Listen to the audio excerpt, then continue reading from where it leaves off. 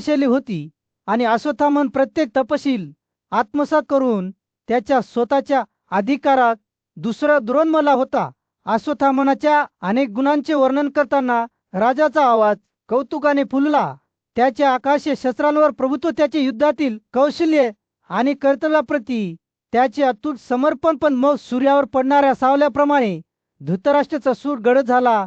आणि आता संजय, मी तुम्हाला विचारतो, पंचालांचा राजकुमार धृष्टद्युम्न याने द्रोणाला ठार मारल्याचे ऐकल्यावर अश्वत्थामन काय म्हणाला? हा प्रश्न नशिबासाठी अहवालासारखा हवेत लटकला होता. संजय उत्तर देण्यापूर्वी थांबला तेव्हा धृतराष्ट्राचे डोळे त्याच्या आत्म्यात तळमत दिसत होते आणि मग जळ अंतःकरणाने तो अश्वत्थामनाच्या नशिबावर शिक्कामोर्तब करणारे शब्द बोलला. ज्याप्रमाणे यज्ञसेनाचा मुलगा द्रोणाला ठार मारणार होता, त्याचप्रमाणे अश्वत्थामनला धृष्टद्युम्नचा मारेकरी म्हणून नेमण्यात आले आहे. राजाचे शब्द भविष्यवाणीसारखे होते.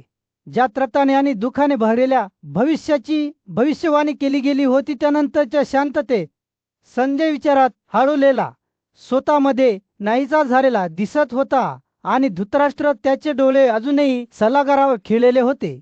त्याला माहीत होते की त्यांचे संभाषण नुकतेच सुरू झाले आहे.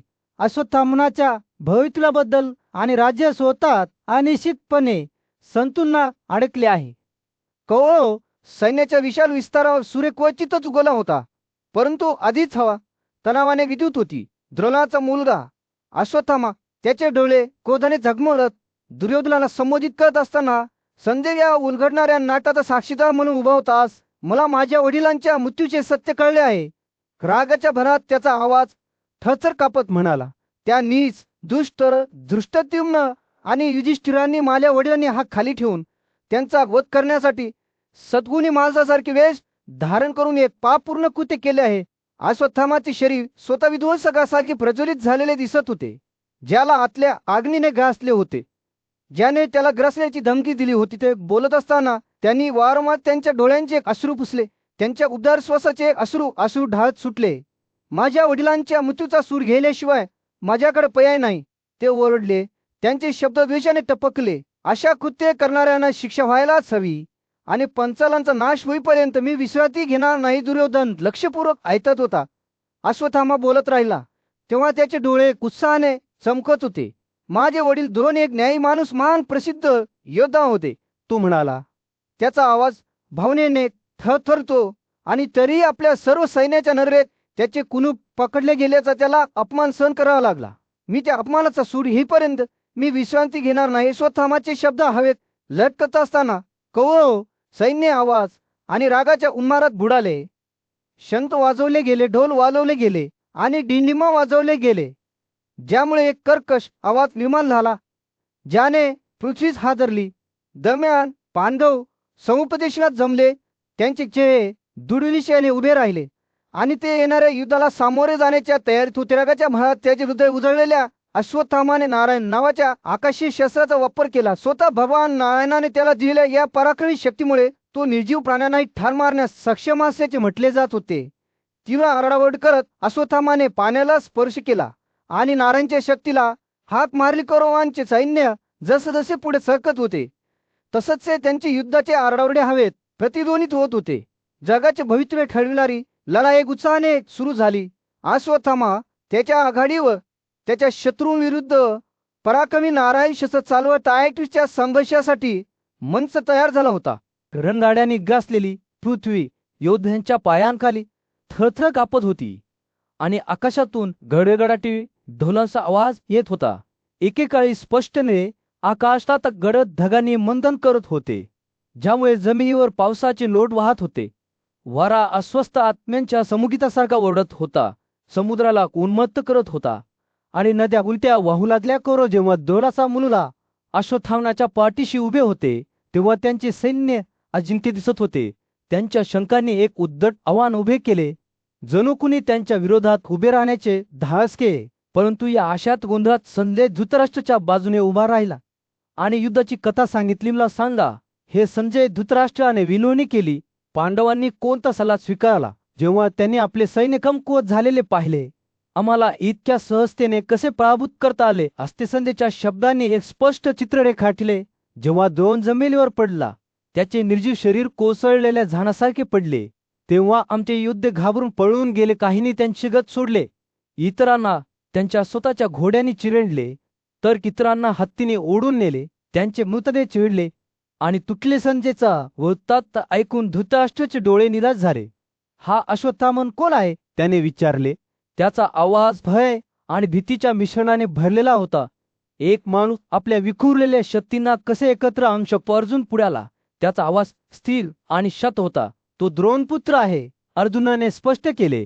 तोच गुरु ज्याने त्याच्या जन्मानंतर ब्राह्मणांना 1000 गायी दिल्या होत्या. अश्वत्थामनाचा जन्म इंद्राच्या स्वतःच्या घोड्यासारखा शक्तिशाली गर्जना घेऊन झाला होता आणि त्या क्षणापासून तो महानतेसाठी नियत आहे. जसा संजयने आपली कथा पुढे चालू ठेवली, तसंच अंधार अधिक घडत होत गेला आणि युद्धाचे आवाज जोरात वाढत गेले. ढोलाने एक उग्र ताल वाजवला, जणू ते स्वतः देवांनाच या लढाईत सामील होण्यासाठी बोलावतात. अर्जुनाचे शब्द ऐकून धृतराष्ट्राचा चेहरा संतापाने विदीर्ण झाला. तू तुझ्या गुरुशी खोटे बोललास, अर्जुनाने त्याच्यावर आरोप केला. त्याचा आवाज दुःखाने जळ झाला होता. तू द्रोणाला सांगितलेस की अश्वत्थामन मेला आहे आणि म्हणून त्याने आपले हात खाली ठेवले, फक्त एका असहाय्य प्राण्याप्रमाणे वध करण्यासाठी. स्वतःच्या अपराधीपणाच्या भाराने भारावून गेलेल्या राजाचे डोळे कोसळले. त्याला माहीत होते की अर्जुन खरे बोलत होता, की त्याने खरोखर द्रोणाला खोटे सांगितले होते.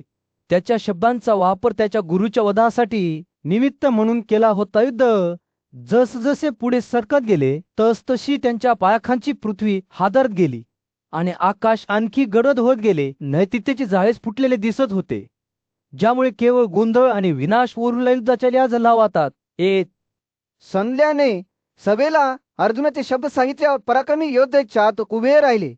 पण रागाच्या भरात त्याचा आवाज भीम त्याच्या भावाच्या शब्दांविरुद्ध बोलला आहे. काय आहे? भीम आश्चर्याने म्हणाला, तुम्ही एखाद्या शहाण्या काकळ किंवा आपल्या इंद्रियांवर प्रभुत्व मिळवलेल्या ब्राह्मणासारखे बोलता. क्षत्रियाचे कर्तव्य केवळ नैतिकतेचा उपदेश करणे नाही, तर स्वतःचे आणि इतरांचे हानीपासून संरक्षण करणे आहे.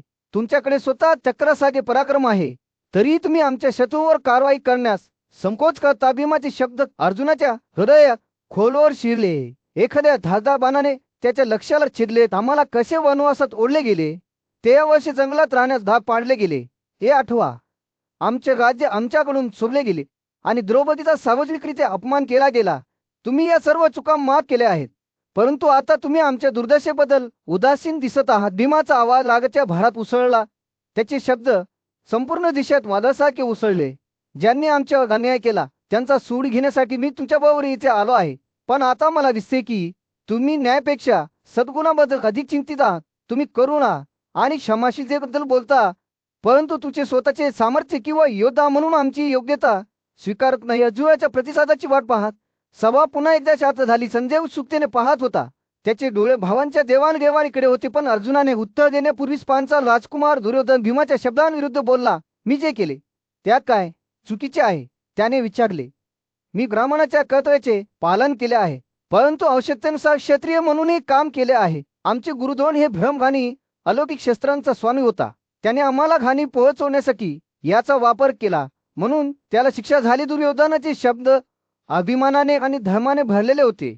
मी त्याला युद्धात ठार मारणे चुकीचे आहे असे मला वाटत नाही. आणि कौरवांना लढण्यास उद्युक्त करणाऱ्या माझ्या मुलाबद्दल काय भीती वाटते? अजून तू महान पराक्रमी योद्धा आहेस, परंतु तुला न्यायापेक्षा सद्गुणांची जास्त काळजी वाटतेस. पुन्हा एकदा गोंधळात पडली. दोन्ही बाजूंनी त्यांच्या दृष्टिकोनावर वाद घातला. संजयने पाहिले की भाऊ आणि त्यांचे सहकारी हाणामारी करत होते. त्यांचे शब्द तलवारीसारखे हवेत उडत होते. पण दुर्योधनाचे शेवटचे शब्द हवेत रेंगाळले. ज्याने त्यांच्यावर अन्याय केला त्यांच्यावर कारवाई करण्याचे अर्जुनाला आव्हान होते. तो म्हणाला, आता लढा, विजय तुमचाच होईल. युद्धग्रस्त कुरु साम्राज्याच्या दरम्यान अंधार आला.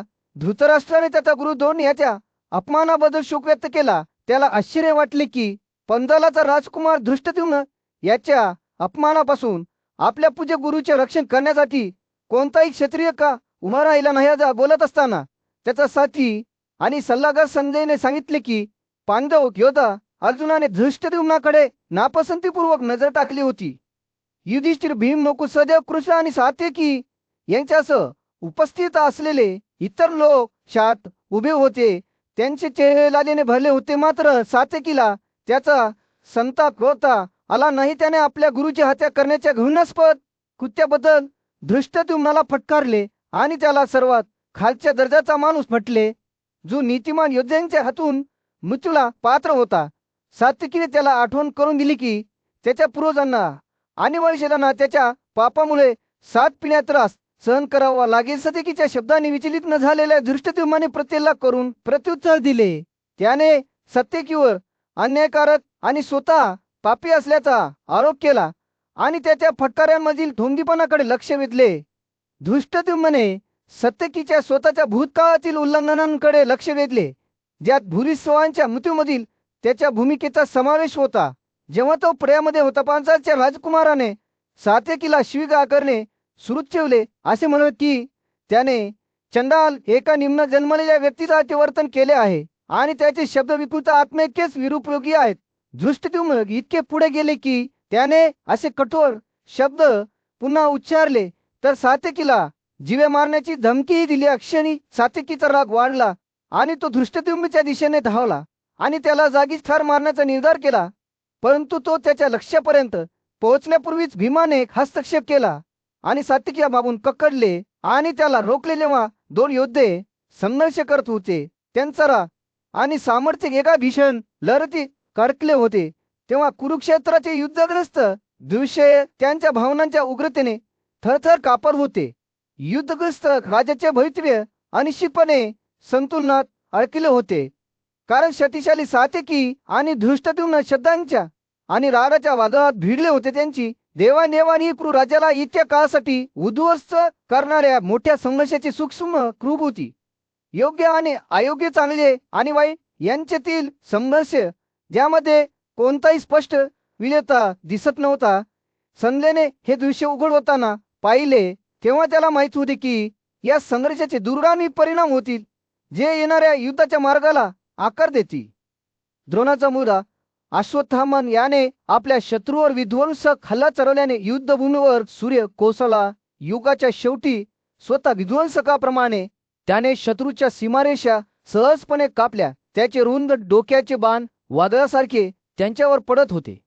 मांसाहारी प्राण्यांच्या ओरडण्याने आणि योद्ध्यांच्या समस्यात पोलादावर पोलादाच्या संघर्षाने हवा भरून गेली होती. पांडव सैन्याचा नाश करण्याच्या अश्वत्थामनाच्या शपथेचा रणभूमीवर पडघोळ झाला आणि युधिष्ठिरच्या सैन्याच्या मनात भीतीचे वातावरण निर्माण झाले. पण राजकुमार स्वतः खंबीरपणे उभा राहिला आणि त्याने आपल्या सैनिकांना एक प्रचंड गर्जनेने एकत्र केले, ज्यामुळे त्यांची भीती दूर झाली.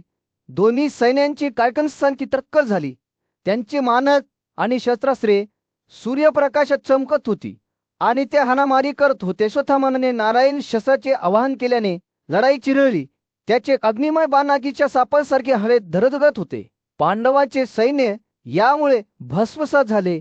उन्हाळ्यातील आगीत कोड्या गवताप्रमाणे त्यांची कत्तल करण्यात आली. राजा युधिष्ठिराला त्याच्या पुढे सैन्य कोसळताना पाहून त्याचे डोळे भीतीपोटी रुंद झाले. होऊन तो धृष्टद्युम्न आणि सात्यकीकडे वळला आणि त्यांना त्यांच्या सैन्यासह पळून जाण्याचा आग्रह केला. पण वासुदेव शहाणा आणि शक्तिशाली केशव पांडवांना त्यांचे पद सोडण्यापासून रोखून ठामपणे उभा राहिला. आपण आपल्या जागी उभे राहिले पाहिजे असे त्याने घोषित केले. त्याचा आवाज योद्ध्यांच्या कानात गडगडाटासारखा होता. पांडूचा मुलगा भीमसेनने आपल्या पराक्रमी गदा तयार ठेवून या उद्देशासाठी मोर्चा काढला. त्याने स्वतःच्या ताकदीने अश्वत्थामनाच्या शस्त्राला विरोध करण्याची शपथ घेतली आणि त्याच्या शब्दांनी त्याच्या सहकाऱ्यांच्या अंतःकरणात एक ठिणगी पेटवली. पांडवाचे सैन्य नारायण शस्त्राला बळी पडण्यास नकार देत खंबीरपणे उभे राहिले. युद्ध त्याच्या चमत्कर्षावर पोहोचताच दोन्ही सैन्यांमध्ये डोंगरांप्रमाणे महाभयंकर लढाई टक्कर झाली. त्या सर्वांपैकी सर्वात महान योद्धा अर्जुनाने पुढे जे काही असेल त्याला सामोरे जाण्यास तयार होऊन आपले गांधी व धनुष्य पकडले. मी माझे हात खाली ठेवणार नाही असे त्याने वचन दिले. त्याचे डोळे दृढनिश्चयाने झळकत होते. परिणाम निश्चित नव्हता, कारण दोन्ही सैन्य एकमेकांविरुद्ध समोरासमोर आले. त्यांचे भवितव्य अनिश्चितपणे संतुलात अडकले होते.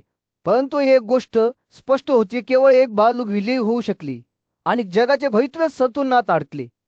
पांडव आणि कुरु यांच्यात युद्ध सुरू असताना युद्धभूमीवर सूर्य मावळत होता. पांडव सैन्यातील पराक्रमी योद्धा भीम हा अश्वत्थामाच्या नारायण शस्त्रातून निघणाऱ्या तीव्र ऊर्जेत बुडाला होता. अर्जुनाने चालवलेल्या वरुण शस्त्राने भीमाला वेढलेल्या तीव्र शक्तीवर फारसा परिणाम झालेला दिसत नव्हता. त्यामुळे तो झाकला गेला होता. हे पाहणे कोणालाही अशक्य होते. अश्वत्थामाचे अग्निमय खांब भीमाकडे दगडगत्या अग्नीसारखे धावून गेले, ज्यामुळे त्याच्या मार्गातील सर्व काही भस्मसात झाले. भीमाचा रथ, घोडे आणि चालक ऊर्जेने आच्छादले गेले, ज्यामुळे ते जवळजवळ अदृश्य झाले. पांडव सैन्यातील योद्ध्यांनी शस्त्रे खाली ठेवली आणि युधिष्ठिरानेही शत्रूपासून दूर तोंड फिरवले. धोक्याची भीती न बाळगता अर्जुन आणि वासुदेव लगेचच त्यांच्या रथातून खाली उतरले आणि भीमाकडे धावले. त्यांनी भीमाच्या शक्तीचा अवलंब केला, ज्यामुळे ते त्या शक्तीला बळी पडू शकले नाही. नर आणि नारायण यांनी भीम आणि त्याच्या शस्त्रांना बळजबरीने दूर खेचले, ज्यामुळे तो रागाने गर्जना करू लागला. वासुदेव भीमाला संबोधित करत म्हणाला, आमची बंदी असूनही तुम्ही युद्धापासून दूर कसे राहत नाही? जर आता आम्हाला कुरुजांचा पराभव करता आला तर आम्ही लढत राहू. पहा, तुमचे सर्व योद्धे त्यांच्या रथावरून उतरले आहेत. कृष्णाच्या शब्दांनी शेवटी भीमाला शांत केले आणि त्याला त्याच्या रथातून खाली उतरवण्यात आले. भीमाने आपले हात बाजूला ठेवताच नारायण शस्त्र शांत झाले आणि असे ऊर्जा नाहीशी झाली. युद्धभूमी स्वच्छ झाली आणि गोड वारे वाहू लागले. प्राणी आणि पक्षी शांत झाले आणि घोडे आणि हत्तीही पुन्हा एकदा आनंदी झाले. तथापि दुर्योधनाने अश्वत्थामाला पुन्हा नारायण शस्त्र वापरण्याची विनंती केली, परंतु हे उघड झाले की ते चालवणाऱ्या व्यक्तीला हानी पोहोचवल्याशिवाय त्याचा दोन्ही वापर केला जाऊ शकत नाही. पराभूत झाल्याने अश्वत्थामाला युद्धात त्याच्या शत्रूंचा सामना करण्याशिवाय पर्याय उरला नाही. पण राजकुमार धृष्टद्युम्नने अश्वत्थामावर मोठ्या उत्स्फूर्तपणे हल्ला केला. त्याला बाणांनी छेदले आणि त्याचे घोडे आणि चालकाला हाकलून दिले. त्यानंतर सात्यकी शर्यतीत सामील झाला. त्याने अश्वत्थामाचे धनुष्य आणि दंड कापून त्याच्या छातीत खोलवर छेदले नाही. जसजशी वाढत गेली तसंच ते अश्वत्थामा बाणांनी झाकलेले आणि पुढे काय करावे याची खात्री नसलेले हताश अवस्थेत पडले. त्याचे वडील 2 फसवणुकीच्या मत्तीने मारले गेले होते आणि आता त्याचा मुलगा आणखी भीषण शत्रूला तोंड देत होता.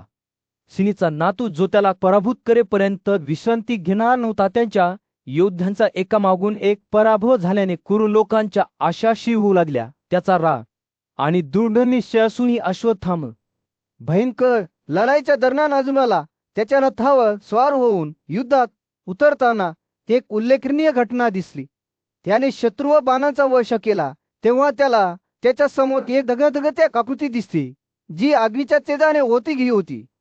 हा गूढ योद्धा अर्जुनाच्या रथाच्या पुढे गेला आणि तो जिथे गेला तिथे शत्रू सैन्य घाबरून पळून गेले. अर्जुन या रहस्यमय दृश्यामुळे गोंधळून गेला आणि त्याने महान ऋषी व्यासाकडे स्पष्टीकरण मागितले. व्यासाने त्याला सांगितले की त्याने पाहिलेले अस्तित्व दुसरे कुणी नसून शंकर होते पहिले, कारण ज्यातून सर्व प्रजापती उदयास आले. अमर्याद शक्ती असलेली एक शक्तिशाली देवता शंकर हे स्वर्गपुत्री आणि आकाशाचे मूर्त स्वरूप आहे. विश्वाचे रक्षण करणारा दैवी देव, वरदान देणारा महान गुरु आणि जीवन देणारा व्यासाने महादेव म्हणून ओळखल्या जाणाऱ्या या सर्वोच्च देवतेच्या गुणांचे वर्णन करणे सुरूच ठेवले. जो दुसरा नसलेला आहे, तो दक्षाच्या बलिदानाचा नाश करणारा, सर्व सृष्टी प्राण्यांचा संरक्षक आणि सर्वांचा रक्षक आहे. त्याचे रूप मानवी आकलनाच्या पलीकडे आहे. 3 डोळे, शक्तिशाली बाहू आणि डोक्यावर चिकटलेले कुलूप आहे. तो पोशाखासाठी कातडी घालतो आणि त्याची उपस्थितीच विस्मय प्रेरित करते. यात बोलत असताना अर्जुनाचे हृदय आदर आणि आश्चर्याने भरून गेले. त्याच्या लक्षात आले की युद्धात त्याच्या पुढे चाललेला हा विलक्षण योद्धा दुसरा कोणी नसून दैवी महेश्वर स्वतः सर्वोच्च देवता आहे. हा प्राणी मानवी आकलनाच्या पलीकडे आहे. जमिनीला स्पर्श न करता किंवा भाला न चालवता युद्ध करण्यास सक्षम आहे. व्यासाने अर्जुनाला सांगितले की स्वर्गातील देवता देखील या सर्वोच्च देवतेची पूजा करतात आणि त्याला नमन करतात, ज्याला रुद्र, हर, सानु, शंभू, परमेष्ठीने आणि सर्व या अनेक नावाने ओळखले जाते. तो सर्व जगाचा स्वामी आहे, विश्वाचा रक्षक आहे आणि सर्व पवित्र पाण्याचे मूर्त स्वरूप आहे. अर्जुनाने जेव्हा लक्षपूर्वक ऐकले तेव्हा व्यास या सर्वोच्च देवाने धारण केलेल्या विविध रूपांबद्दल बोलला. जो बिबट्याची तोच आसन म्हणून धारण करतो, ज्याच्या बाणासाठी स्वतः विष्णू असतो, जो त्रिशूल धारण करतो, जो तलवार आणि ढाल धारण करतो आणि जो अत्यंत शुभ असतो. अजून या भरे अस्तित्वाच्या विश्वाचा देव विचाराने भय आणि श्रद्धेने भरून गेला. अखेरीस व्यासाने अर्जुनाला हरणांच्या कातडीचा पोशाख परिधान केलेल्या वरदान देणाऱ्या या सर्वोच्च देवाचे संरक्षण मारण्याची सूचना केली. या दैवी देवाला वंदन करण्यात आले, ज्याचा मित्र वैश्रवण आहे आणि सर्व धर्मनिष्ठ व्यक्ती त्याचा आदर करतात.